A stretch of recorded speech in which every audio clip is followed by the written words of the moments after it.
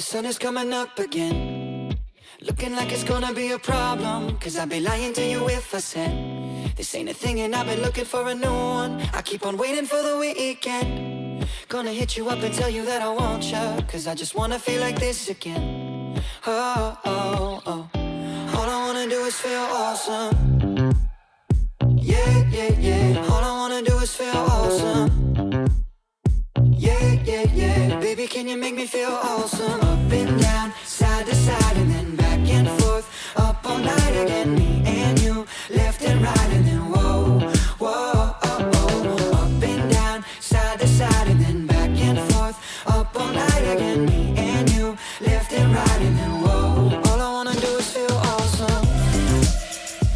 Hey guys, welcome to the start of a new weekly reading vlog. So it is the first full week of Slayerfest this week, which is a readathon that I'm participating in that runs the entire length of October. So all of my October vlogs are going to be kind of following the path of that readathon. However, I don't know how much reading I'm going to get done this month, honestly. What are we on? The 5th? The 5th? And I'm already kind of admitting defeat. So today I made 122 candles. Now to put that into perspective, because I don't know, it may seem like a lot or not a lot to you guys. I normally make on a day when I'm making candles 50. I think I've done 80 as maximum before, but I just have so many outstanding orders. So I got 125 jars delivered today, this morning. They arrived this morning. And I had a full 24 kilo box of wax that I opened, I think on Friday, and the wax has run out and I have 13 jars left. So that's how my day has been. The Christmas rush, I always knew that it was going to start in about October. This year's a little bit different. This is my first Christmas fully self-employed, coming from a background of knowing how busy Christmas gets, because I used to work for a company that sold personalized gifts online. So Christmas has always been hell, but this year is going to be a particular kind of chaos. But for my reading, I am almost 70% of the way through The Invisible Life of Addie LaRue by V. Schwab. This is an adult fantasy that is released tomorrow. I believe it's a standalone that follows a girl who was born in the 1700s and she made a deal with the devil to live forever. However, the consequence that comes with that is that anybody she meets immediately forgets her and she can't make a mark on the world, so she can't draw or write or anything like that. And one day she goes into a bookstore and meets a guy who works there who actually remembers who she is. So it's very atmospheric, very melodramatic. The writing is lush and it is just kind of underpinned with this really like sad undertone, which I'm really vibing with right now. It's one of those things, like all of my favorite movies are kind of tragic romances, and I don't think this book is going to have a happy ending, so I'm loving it so far. And I don't think it's going to be 5 stars. It'll definitely be 4, I would say, unless the ending or the last 30% is terrible. It might be 5 stars, but it will definitely be 4 stars. But regardless of the rating, I do think that this story is going to be one that sticks with me, which is great. The other book that I'm reading, I decided that I'm going to stop telling you what it's about, because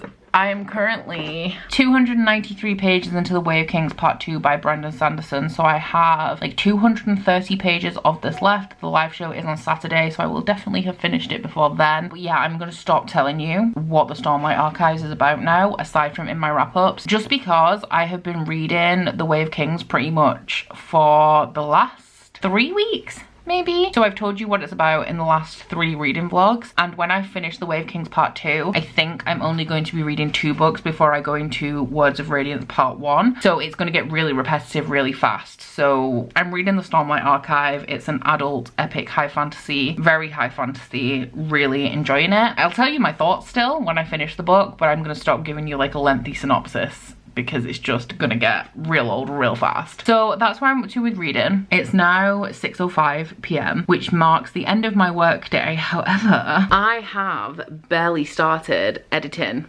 last week's reading vlog. So I've just bobbed in, like I stopped making candles at 5:15. So I've just started to edit this, but it's not an overly long vlog. Like I don't have a whole ton of footage, but it is a very talky vlog. So it's gonna take me a long ass time to edit this. And tomorrow I really need to get out orders, like as many as possible. So I think what I'm gonna do now is start making dinner, come back and do some more editing on this, have dinner, come back and do some more editing on this, see how far far I get, because I don't mind just like wrapping it up in the morning and doing the last little bit of editing. I do want to get the bulk of it done tonight, and when I've done that, I'm probably going to play Spyro maybe for a little while, because I have started playing Spyro 3. I got the Reignited trilogy back when it came out. I think it was a gift from Curtis for our anniversary or Christmas one year. I played the first 2 games to 100 or 120% in the case of the first game, and then started playing something else and didn't play Spyro 3. So I've started Spyro 3 now. I'm around 20% of the way through that. So I'll play that for an hour or so, and then I've already read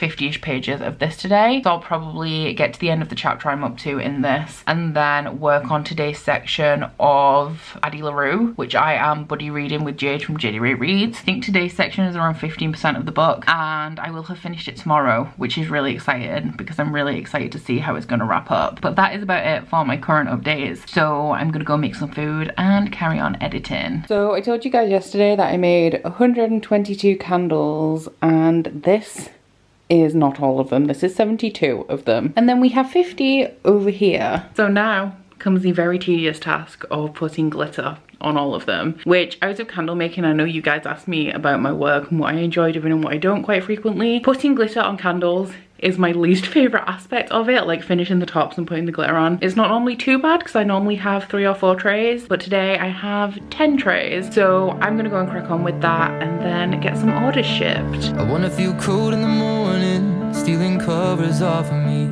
and I don't even need a warning, cause girl I won't go back to sleep. I just wanna feel you on my chest, savoring each breath.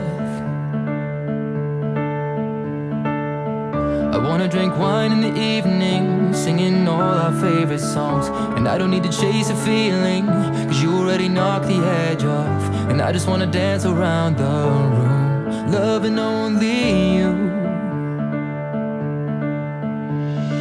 Oh, every imperfection, every scar, not a thing could change the person you are. My lover, baby,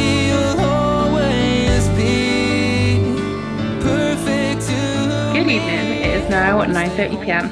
and I have just finished working. I ended up dispatching 35 orders in the end, and I have around 35 of the 122 candles that I started with left. They will definitely be going. The majority of them will probably be gone this week when I dispatch more orders on, I think my next dispatch day is Friday. But I have had a low-key headache all day, and now during like the last hour, pretty much since I had dinner, it's upgraded to a high-key headache. I've tried paracetamol. It's not shifting it. So I don't know what to do now because my side tables were delivered this morning. I have one for each side of the sofa, and I really want to assemble them. And I also would like to finish Addie LaRue today because I'm supposed to finish Addie LaRue today. All I've read today is 3 chapters of Addie, so it probably adds up to less than 20 pages. But Addie's on my Kindle and light is not great. Like as soon as I'm done filming this update, I'm gonna turn the main light off and put the lamp on because head. But yeah, I just don't know what to do now. I would quite like to just go sit in the bath in the dark and let the steam and the darkness kind of soothe my soul. But I would like to do that while somebody reads Addie LaRue to me. I wonder if Curtis is actually up to reading Addie LaRue to me. He did that once. I was really tired and he was reading Strange the Dreamer to me, and that really hit the spot. But yeah, I don't know what to do. But I'm finished working. I'm kind of tired, but I also want to go to bed, and my head is killing me. When all our friends are going out, cause I don't see the need for speaking, when you can just kiss me with your mouth. I don't need to try and pass the time, cause it's already flying by. Close when you need me, but no one else could understand. And when we have a house and a family, I'll still hold on to your hand. I'll still look you in the eyes like the first time. Like the first time. Oh, every imperfection, every scar, not a thing could change. So I just finished Addie LaRue. It's 2:30 a.m. I don't have a rating for it yet. I haven't put it through Cawpile, but I did cry. And if I cry when reading a book, then it is usually a 5-star read, because I just don't really cry when I've been reading. I mean, you can't really tell now that I've been crying. I really loved it, and I don't think I'm going to forget this book anytime soon. So I've ended up with quite a few things to show you and quite a few things to tell you. I'm not really sure how this happened. The first thing I'm just going to touch on briefly, because a lot of you guys won't be that interested, but at the end of last week's vlog I mentioned that I wanted a spicy orange lipstick. lipstick. So I got one and it arrived yesterday. So this is the Morphe liquid matte lipstick and the shade is Spicy. These arrived yesterday, but when I show you guys makeup, I like to show you what it looks like on instead of just looking like my usual ratty ass self being like, I bought new makeup. But if you go on the Morphe UK website, you get free shipping over £20, and Morphe is actually not as expensive as I always assumed that it was. These are the first items I've ever bought from Morphe, but because I wanted to get my basket up to £20, I also got an eyeshadow palette. This one is the Fall into Frost eyeshadow palette, and once again I am wearing these eyeshadows today. The ones that I've used today, I mean, it doesn't look on camera as kind of dramatic and like vibrant as it is in life, but the ones I used are these two at the bottom, this one just above. I also used the super shimmery gold and also I think this one and maybe that one as well. I used quite a few and blended them all together and I'm impressed. I really like these eyeshadows, and I did also put an eye primer in there as well. Thought I would mention it. It's not that exciting, but I did need one because I had run out. So yeah, got some new makeup, very happy, and I'm now converted to Morphe, which is good because like I said, they're not as expensive as I thought they were going to be. So the other thing I have to show you is that this enormous thing arrived this morning and I had no idea what this was, so I did open the top and peek inside because literally had no clue. But if you remember a few weeks ago, I mentioned that my best friend Ryan was laid off due to COVID, and because of that he had opened an Etsy shop and he was making canvas art, which I have 3 Nevernight canvases on my wall now, and he's also making prints. So he sent me some prints. I don't know how many are in here, but we have an A3 one, or at least one A3 one, and there's also an A4 envelope in here as well. Why is he's written my name on it as Rebecca. I'm like, why did you write Rebecca on? Because that's not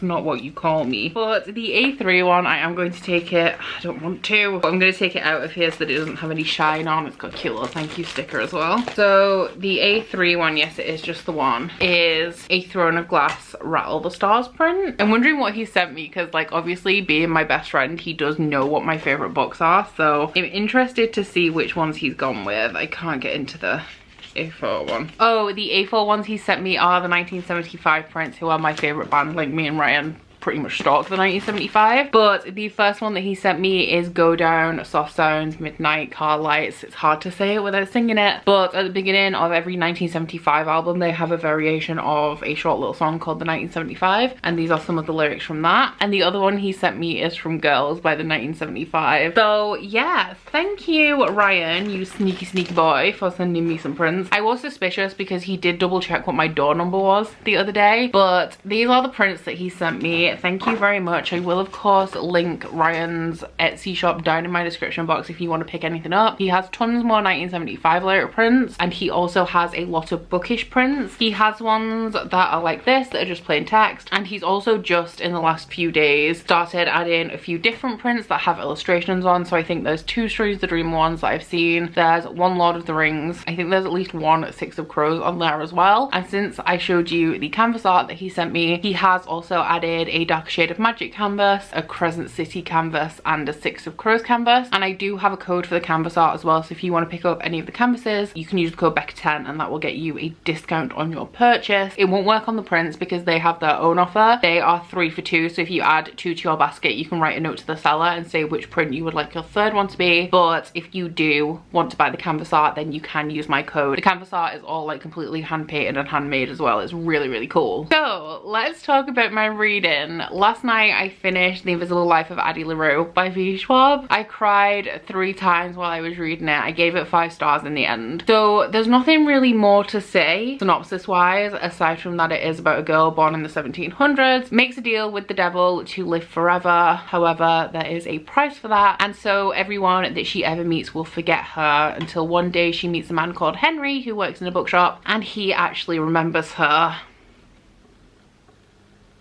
Guys, I wasn't sure how I was going to feel about this book going into it. I have a spotty history with V. Schwab. I love the villain's duology. I'm not a huge fan of A Dark Shade of Magic. I don't dislike it, I just don't love it. But Addie LaRue, it's interesting. I was buddy reading this with Jade. I know Jade hasn't finished yet. I'm really interested to see how Jade is going to feel about this, because as readers, I love romance and Jade is really quite ambivalent, bordering on disliking romance. So this is now my favorite VE Schwab book of all time. It's also my third favorite book of the year. Gave it 5 stars, loved it. It just really spoke to my soul. So I'm wondering how Jade is going to feel about this, with it being a book that kind of has all of the elements that I love, and some of those elements being things that I know Jade isn't a huge fan of. But okay, what can I tell you about this? It is partially a life story and also partially a romance, but it's not like a romance in the traditional sense. It is a romance that kind of speaks to your soul as opposed to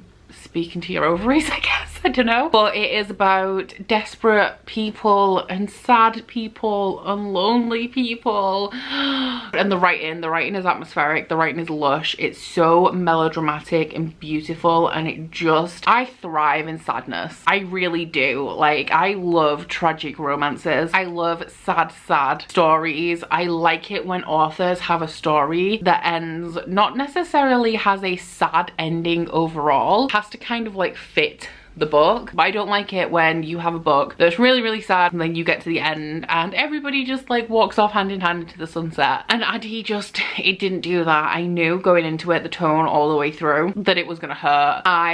Like I said, have a spotty history with VE Schwab, so I didn't know whether I'd actually care that much, but I really did. And what's interesting about this book is that while I really love it, while it's going to be on my favorite books of the year list, while I gave it 5 stars, the longest time throughout reading this, I couldn't decide what rating it was going to be.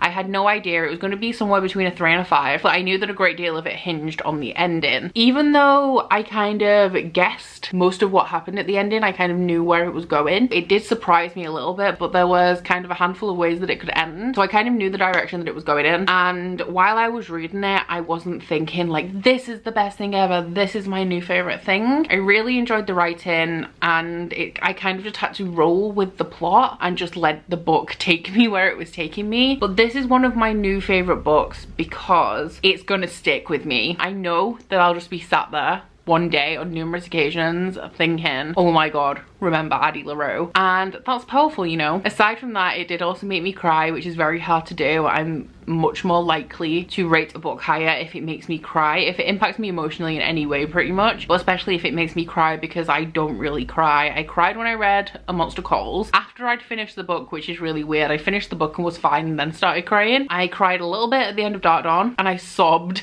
close to the end of Kingdom of Ash, and yeah, they're pretty much the only books that I've really cried at. So it ain't easy to make me cry, but Addie LaRue did it. I really don't think that Addie is for everyone. Like I said, it's a romance that speaks to your soul, so it's not going to be one of those like, I ship this couple forever and oh my god, it's so romantic kind of romance. So if you go into it expecting too much romance, I think you will definitely be disappointed. But I really enjoyed it. I see why some people may not, but yeah, it was kind of everything that I like about books, with the writing, the melodrama, the sadness, and it just really worked for me. So that is not on my Bookopoly TBR for the month, but it was the first book on my Slayerfest TBR for my character prompt, which is Cordelia to read a book with a beautiful cover. I do need to continue with that TBR and actually maybe read a book off my Bookopoly TBR, but at the moment my focus is going to be to finish Way of Kings Part 2. I'm currently on page 308.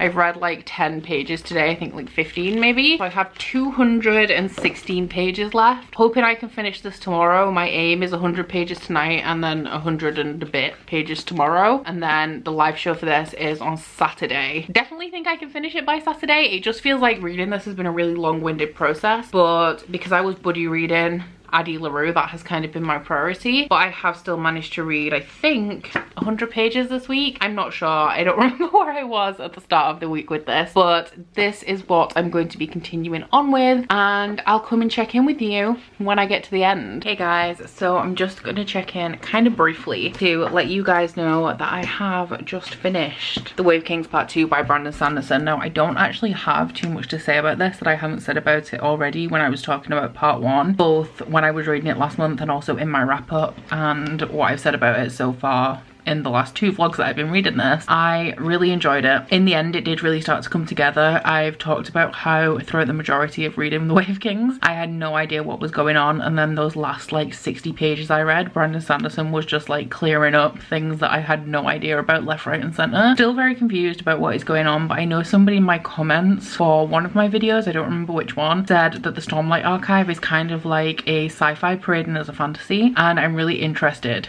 to see how that's going to develop, because it does become more clear towards the end of this book how everything's like a little bit odd. But I did give this 4 stars as well, so overall The Way of Kings is a 4-star read for me, just because even though I know that all of the world building and how slow everything was even in this one, but especially throughout the first half of the book, like I know it's all going to come together eventually and it'll have totally been worth it, but it was just a slog getting through the majority of this. Like the first 800 pages at least were just really slow. But I do really like all of the characters now. I think I enjoy all of them, like all of the main perspectives that we follow, and it just like, oh, after how much of a slog it has been reading that book, the last few chapters got me to a point where I was like, I could go into Words of Radiance right now. I'm not going to, because there's only 2 books on my TBR that I'm going to be reading before I start Words of Radiance, and I also don't want to confuse myself because the live show for The Way of Kings is tomorrow, but go into it now and I cannot wait to continue. So I'm having a little bit of a reading night. Curtis is playing Uncharted 3 and I'm just like sat on the sofa next to him reading. So I'm actually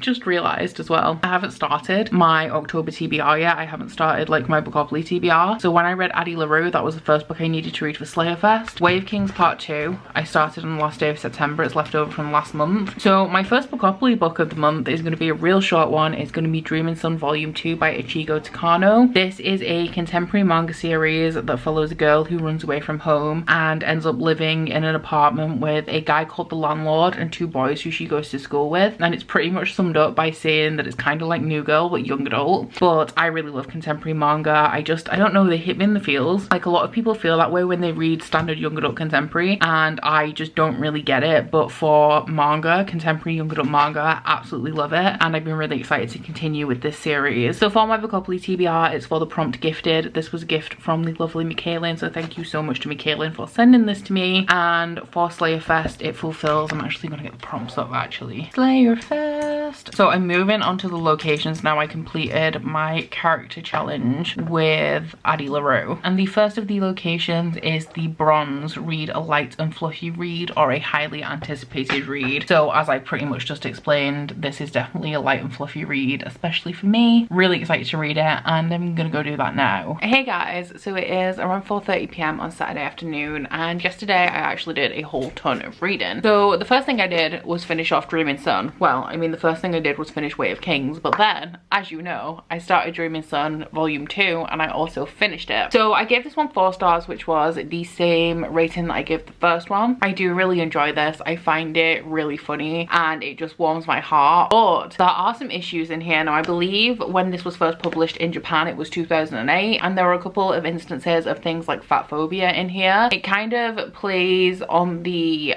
trope myth, things that you tell kids, where if somebody is picking on you when you're young, apparently it means that they are interested in you and they like you. So essentially in here, our main character really likes one of the boys that she lives with, but he has this whole issue going on with another girl. So this whole volume is about her confessing her feelings to him, and to do that she wants to dress up and impress him, so she asks her friend to help her out. And the other boy that they live with that isn't the landlord is kind of picking on her about it and saying like, oh well, he's never gonna like you, there's no point doing this, like you'll never be cute. It starts off where she looks in the mirror and thinks that her legs are thinner, and he says that her legs are still too fat for the skirt that she's wearing, and just stuff like that that's really not appropriate. But you do kind of have to take into account that this was published in 2008 and it is also translated, so there could be something lost in translation. So yeah, I did give it 4 stars because it still has all of those vibes that I really enjoy, but it just had a couple of instances like that which I wasn't a huge fan of. So this for Bookopoly was a book that was gifted to me, and then for the Slayerfest this completed the prompt for the bronze.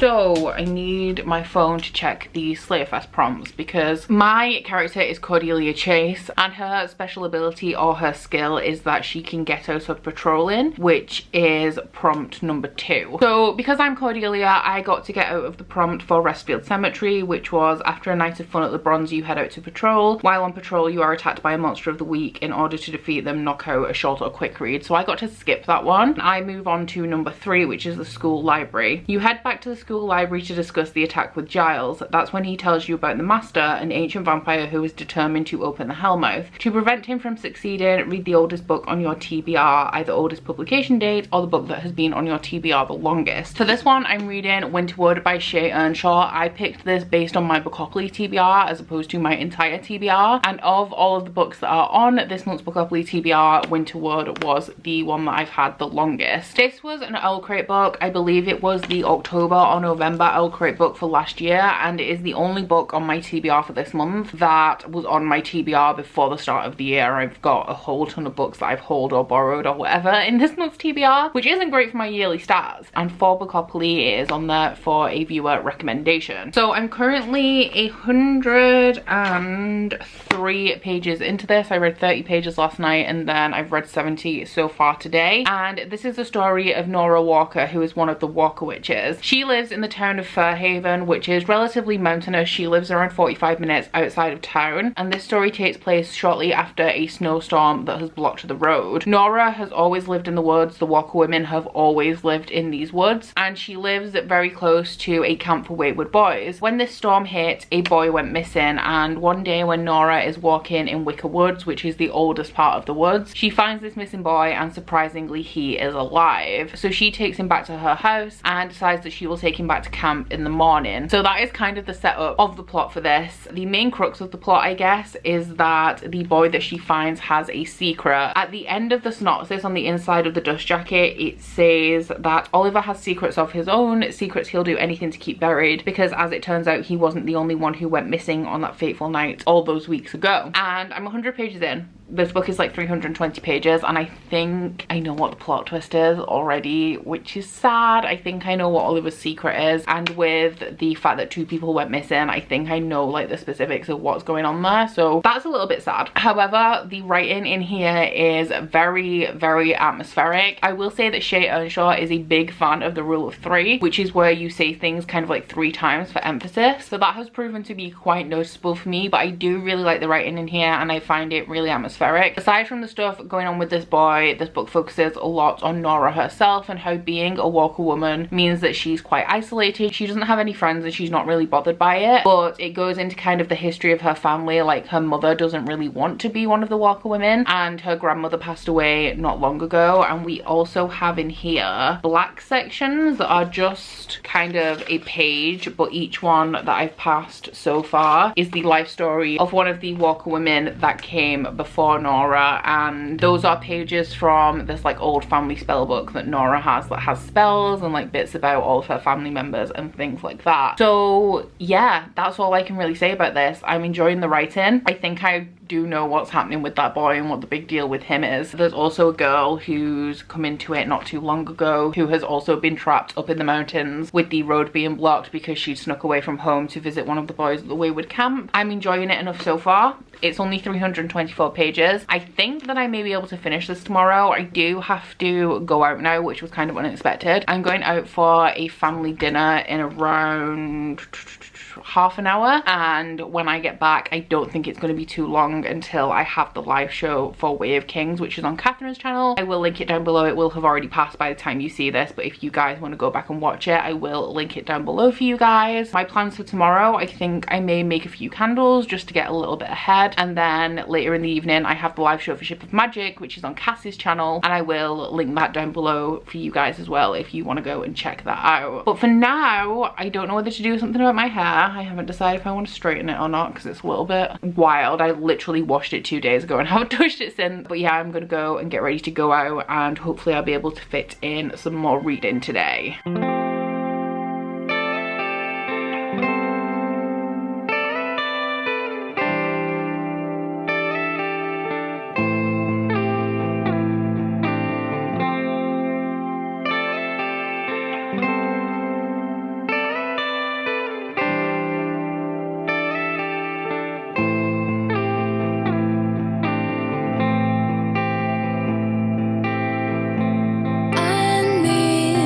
Distraction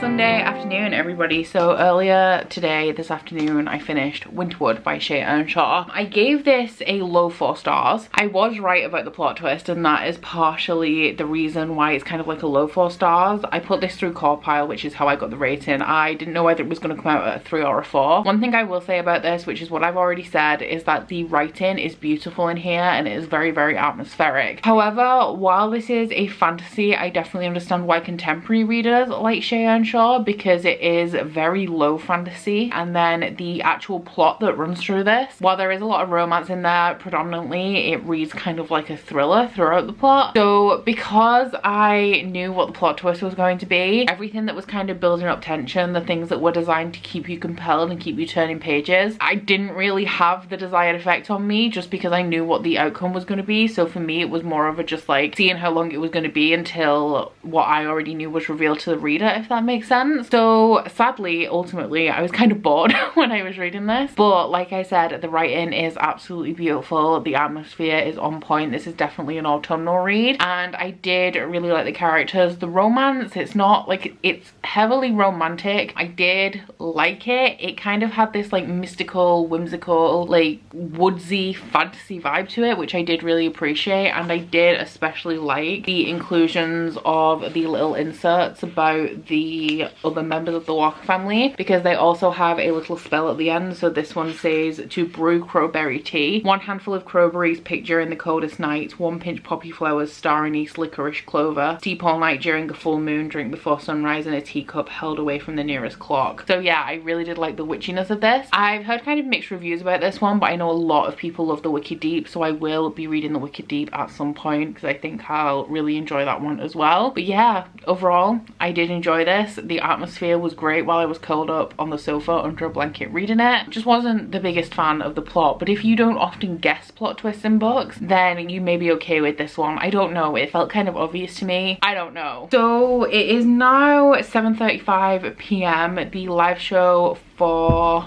Shipping Magic by Robin Hobb starts in 25 minutes on Cassie's channel, so I will be joining that in the next 10 minutes or so. This, as I've mentioned, for Bookopoly was a viewer recommendation, and then it also fulfilled prompt 3 for Slayerfest, which was the school library, I believe. I have started another book which I can't find. Where's my other book then? I swear I had it. I have started another book as well, which I will wait until next week's vlog to tell you about properly. But saying that, it is Words of Radiance by Brandon Sanderson. So I finished Way of Kings on Friday night. I read 2 books, and now I'm back into the Stormlight archive. So I've read 40 pages of this today. I don't think I'm going to read any more of this tonight, because after the live show we normally stick around and chat, and I may also play some Fortnite tonight as well. And then I do kind of want to get an early night, because I did actually get up at 8:30 this morning. I've made another 43 candles today as well, which brings my weekly candle total up to 213, which is intense. So I'm gonna get those packaged off tomorrow, and I would like a bit of an early start tomorrow as well, so that I can make more candles after I've shipped orders, and also get a head start on editing this vlog. While we're speaking about candles, actually, the Christmas release for the 5 Christmas candles, I haven't put the labels on them, so I can't show you the prototypes, but they will be going up on my website graceandhoneyuk, linked in the description box with a discount code, at 7 p.m. I think at the moment it will be 7 p.m. BST next Friday. I'm letting you guys know now, even though I can't show you the prototypes, just because I always do my launches on a Friday, and by the time it gets around to the vlog, you guys who don't follow me on any other social media always miss out. So yeah, be there 7 p.m. BST, graceandhoneyuk for the launch of those. It is a very big launch. I have a lot of stock. However, I do also think that it is going to sell out quite quickly, because it is a limited range, and also because it's Christmas themed. But I'm going to be wrapping up this vlog here, so I hope you have enjoyed it if you've made it this far. If you have, please don't forget to like if you liked it, and subscribe if you wanna, and I will see you guys next week. Bye!